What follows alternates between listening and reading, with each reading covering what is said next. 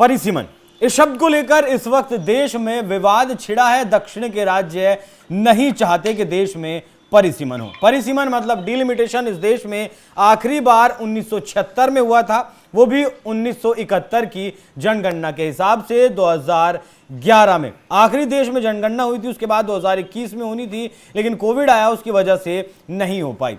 तो मसला ये है कि 2000 में अटल बिहारी वाजपेयी जब सरकार में हुआ करते थे, तब उन्होंने इस डिलिमिटेशन को संविधान में 84वां संशोधन करके टाल दिया था 2026 तक। अब अगले साल 2026 आना है, तो डिलिमिटेशन की तैयारियां सरकार कर रही है। लेकिन डिलिमिटेशन से पहले देश में जनगणना होना भी जरूरी है, क्योंकि उसी के आधार पर डिलिमिटेशन होगा। अब दक्षिण के राज्यों ने जनसंख्या नियंत्रण को लेकर काफी सावधानी बरती है और जनसंख्या नियंत्रण अपने यहाँ काफी हद तक किया है। तो दक्षिण की जो आबादी है वो उत्तर के मुकाबले बहुत ज्यादा कम है। इसी वजह से दक्षिण के राज्यों को अब डर है कि जब परिसीमन होगा तो दक्षिण का जो स्टेक है संसद में वो कम हो जाएगा, और असर में हो भी जाएगा। एक आंकड़ा अगर लेकर चलें तो लगभग 888 सीटें हो जाएंगी परिसीमन के बाद, जिसमें से उत्तर की सीटें ज्यादा बढ़ेंगी बजाय दक्षिण की सीटों पर। इसी को लेकर कल 22 मार्च में एक मीटिंग हुई, 5 राज्यों के मुख्यमंत्रियों ने इसमें शिरकत की। 5 राज्य जो दक्षिण के, उनके साथ साथ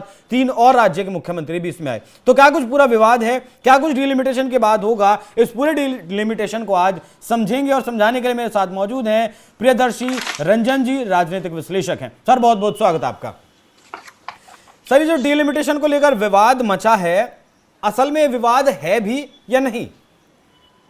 नहीं, विवाद तो है, विवाद है। जिस तरह जो आप बात कह रहे थे इंट्रो में, जो आपने बातें कही कि दक्षिण का स्टेक संसद में घट जाएगा, वो चिंता जायज है। क्योंकि भारत में जो परिसीमन होता है वो जनसंख्या के आधार पर है, और जनसंख्या का आधार अगर माने तो आपने जैसा कहा कि दक्षिण के राज्यों का प्रजनन दर कम है उत्तर के राज्यों की तुलना में, तो वो सही है। जो राष्ट्रीय औसत है 2 के करीब या 2 से थोड़ा बहुत अधिक, 2.1, उससे 2.1, उससे भी नीचे है दक्षिण के राज्य। 1.8 के करीब है तेलंगाना, 1.7 के करीब है आंध्र प्रदेश, उसी के करीब है कर्नाटका, उसी के करीब है केरला, उसी के करीब है तमिलनाडु। 2% से अधिक कहीं भी दक्षिण के राज्यों में आपको प्रजनन दर देखने को नहीं मिलेगा। और वहीं अगर आप बात करते हैं उत्तर के राज्यों में, तो बिहार जैसा जो राज्य है जहां 3% से अधिक का प्रजनन दर है, 2.5% के करीब उत्तर प्रदेश में है, 2% के करीब मध्य प्रदेश में है, 1.9% के करीब गुजरात में है। तो निश्चित तौर पर जनसंख्या जो है उत्तर के राज्यों में बहुत तेजी से बढ़ी है 1976 के बाद, 2001 के बाद। चूंकि 1976 में इसलिए और 1971 और 2001 में इसलिए ये इन वर्षों को याद दिला रहा हूं कि जो लास्ट परिसीमन हुआ था 2002 में, हालांकि उस समय सीटें नहीं बढ़ाई गई थी, उस समय SC ST के सीटों को राज्यों के भीतर चिन्हित किया गया था। लेकिन जो 4 परिसीमन हुआ है उसमें 2002 को आप मान सकते हैं 2001 के जनसंख्या के आधार पर, और उसी समय 25 सालों के लिए बढ़ा दिया गया था कि 25 साल बाद अब जनगणना ये परिसीमन होगा। जो कि पिछले 1976 में भी जो परिसीमन हुआ था उसमें भी यही बातें कही गई थी कि 25 साल के बाद अब परिसीमन होगा। तो अब चूंकि परिसीमन का आधार है, भारत का संविधान ये कहता है, जो अभी तक जो संविधान में लिखा गया है, अगर संशोधन नहीं हुआ है और नहीं किया जाएगा तब तो ये माना जाएगा कि 10 लाख की जनसंख्या के आधार पर एक संसदीय क्षेत्र होगा। भारत में क्षेत्रफल के आधार पर संसदीय क्षेत्र चिन्हित नहीं किया जाता है, भारत में जनसंख्या के आधार पर संसदीय क्षेत्र बनाया जाता है। तो उस लिहाज से आप देखिएगा तो दक्षिण के राज्य बहुत घाटे में रहेंगे। जो उनकी चिंता है वो जायज है।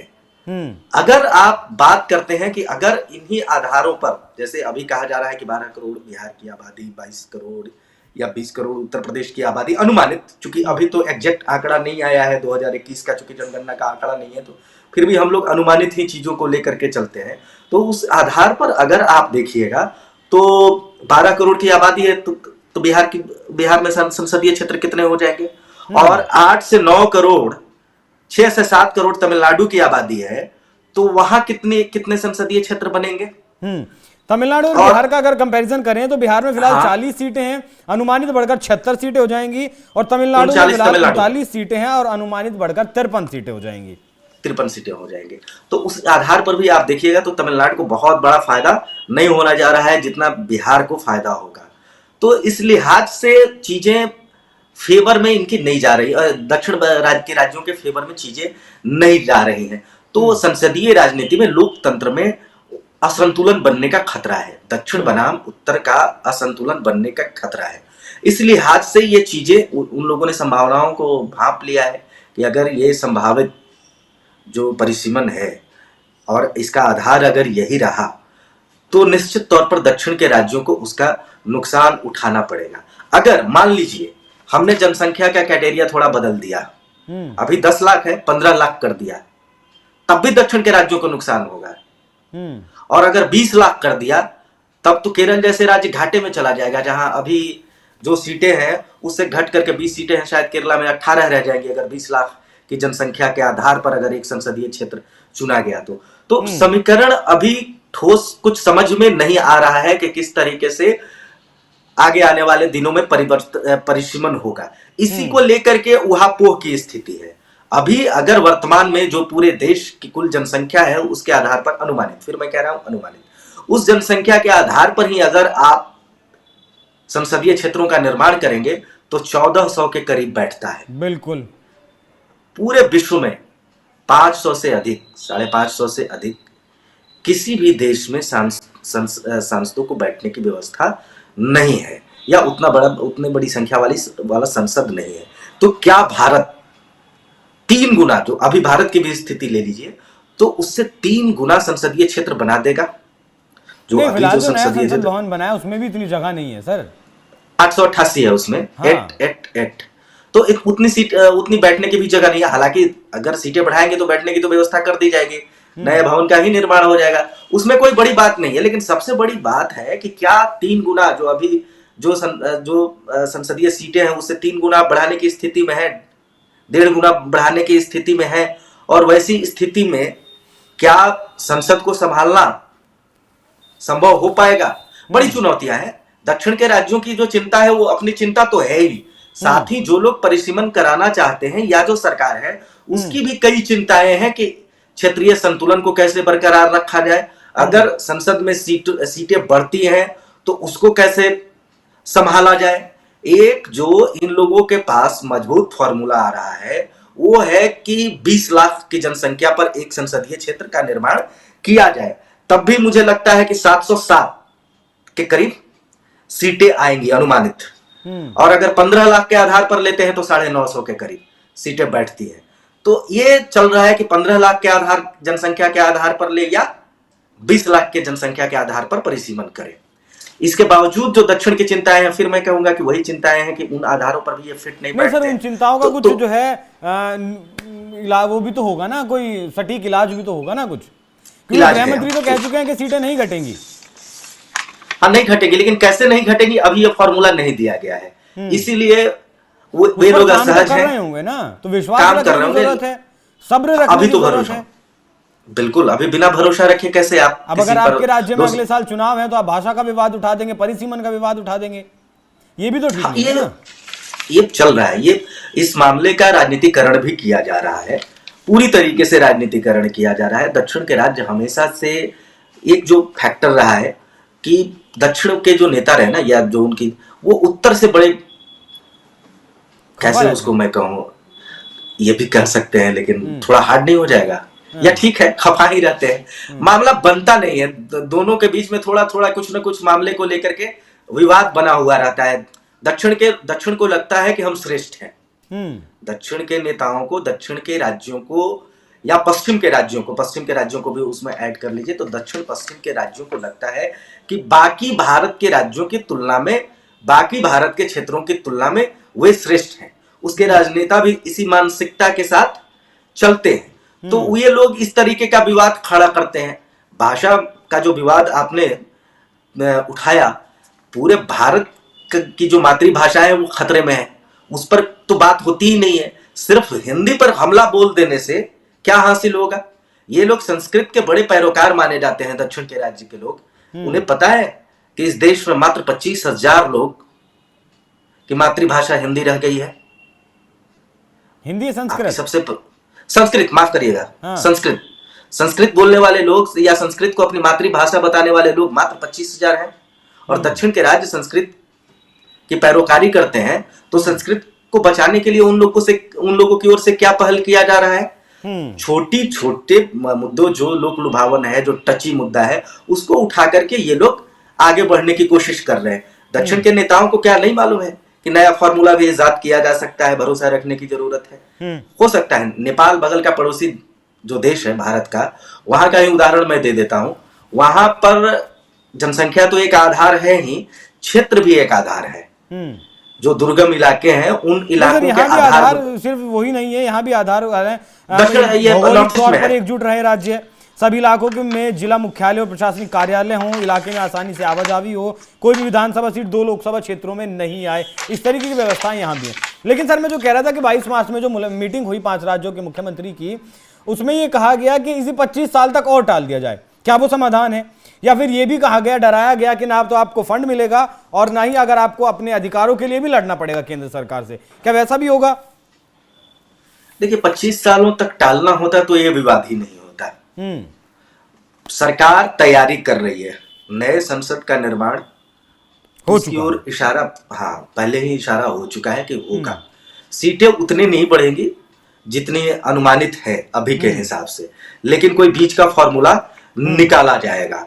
और बीच का फॉर्मूला निकालने की ही ये कोशिश हो रही है, जिसमें ये सारा विवाद खड़ा हो गया है। दक्षिण के राज्यों को भी कोई ठोस फॉर्मूला देना चाहिए कि किस आधार पर हो, किस आधार पर उनकी हिस्सेदारी हो। ठीक है, अभी कोई कमेटी नहीं उस तरीके की, या उसमें आप ओपन प्लेटफॉर्म पर भी तो चीजों को रख सकते हैं। ओपन प्लेटफॉर्म पर ही कहें कि ये फॉर्मूला हो सकता है। वैसा कोई फॉर्मूला इन लोगों ने अभी तक दिया नहीं है। देखिए 10 लाख से कम क्षेत्रफल वाले भी संसदीय क्षेत्र हैं इस देश में। सिक्किम में एक संसदीय क्षेत्र है जहां की जनसंख्या 6 लाख से कम है। ये 6 लाख से कम है, 10 लाख से कम है, 6 लाख के करीब 6.5 लाख सीट है, वो एक ही रहेगी, एक ही रहेगी वहां। तो वो है, दुर्गम इलाकों के आधार पर, पहाड़ी इलाकों के आधार पर वैसी व्यवस्थाएं की गई हैं। तो भारत के संविधान में भी संशोधन करके चीजें की जा सकती हैं। अभी जो व्यवहार में जनप्रतिनिधि अधिनियम जो चल रहा है 1950, उसमें भी बहुत सारी ऐसे प्रावधान है जिसके आधार पर इन समस्याओं का हल निकाला जा सकता है। उसमें बदलाव की जरूरत है सर। बिल्कुल बदलाव की तो जरूरत होगी। सबसे पहले तो जब आप नया फॉर्मूला लाएंगे तो सबसे पहले तो संविधान में ही आपको संशोधन करना पड़ेगा, क्योंकि संविधान ही 550 सीटों से ज्यादा करने की अनुमति नहीं देता। संविधान ही नहीं देता है, फिलहाल नहीं देता है। और लेकिन संविधान में व्यापक संविधान संशोधन की जरूरत इस समय इस मामले पर आन पड़ी है। क्योंकि संविधान के हिसाब से चलिए तो 40 सीटें बिहार में है, तो 40 × 10 लाख कर लीजिए, तो बिहार की जनसंख्या कितनी हो गई? संविधान कितना मान करके अभी चल रहा है? 100 सीटें, 4 करोड़ 4 करोड़ अभी के हिसाब। तो ये संविधान में इस तरीके संविधान इस पर मामले पर पुनर्विचार करने की जरूरत है, या आपको लगता है? जी ठीक है सर, बहुत बहुत शुक्रिया सर। तो इस मीटिंग में जो मौजूद रहे वो M.K. स्टालिन मौजूद रहे, केरल के मुख्यमंत्री P. विजयन थे, तेलंगाना के मुख्यमंत्री रेवंत रेड्डी थे, कर्नाटक के deputy CM D.K. Shiv Kumar थे, पंजाब के मुख्यमंत्री भी आए थे भगवंत मान, ओडिशा से नवीन पटनायक भी यहाँ मौजूद थे। अब आपको अगर बताऊं तो अगर ये परिसीमन होता है 888 सीटों को अगर हम मानकर चलते हैं, तो फिलहाल जो 24% दक्षिण की भागीदारी संसद में है वो घटकर लगभग 22% रह जाएगी। और अगर मोटा मोटी सा आंकड़ा ले, जिस उत्तर प्रदेश में फिलहाल 80 सीटें हैं वहां बढ़कर 147 हो जाएंगी, महाराष्ट्र में 48 से 82 हो जाएंगी, पश्चिम बंगाल में 42 से 67 हो जाएंगी और बिहार जैसे राज्य में 40 से 76 सीटें हो जाएंगी। वहीं तमिलनाडु में 39 सीटों से मात्र 53 सीटें होंगी। तो ये कुछ आंकड़े हैं जो चीजें डरा रही हैं दक्षिण के राज्यों को, और कहीं ना कहीं उनकी चिंता भी वाजिब है कि उनके साथ ऐसा नहीं होना चाहिए। जहां दक्षिण के राज्यों की जो औसत प्रजनन दर है वो 12.1 है जनसंख्या वृद्धि दर, वहीं उत्तर के राज्यों की वृद्धि दर 21.5 है। तो ये भी एक बहुत बड़ा अंतर है। दक्षिण के राज्यों की जनसंख्या जहां 25 करोड़ है, वहीं उत्तर के राज्यों की जो जनसंख्या है वो लगभग 57 करोड़ है। अब दक्षिण के राज्य कम भी हैं और उत्तर में राज्य ज्यादा भी हैं, तो विवाद बहुत सारे हैं। विवाद ज्यादा ना पनपे, विवाद ज्यादा ना बढ़े, उसके लिए केंद्र सरकार को जरूरी है कोई बीच का रास्ता निकाला जाए जिससे कि सहमत हो दक्षिण के राज्य भी, उत्तर के राज्य भी, और आसानी से परिसीमन हो सके। प्रियदर्शनी रंजन जी, आपका बहुत बहुत शुक्रिया, बहुत बहुत आपका जो है आपने हमें वक्त दिया, हमारे साथ जुड़े आप। दर्शकों, आपको चर्चा कैसी लगी कमेंट कर जरूर बताइएगा। नमस्कार।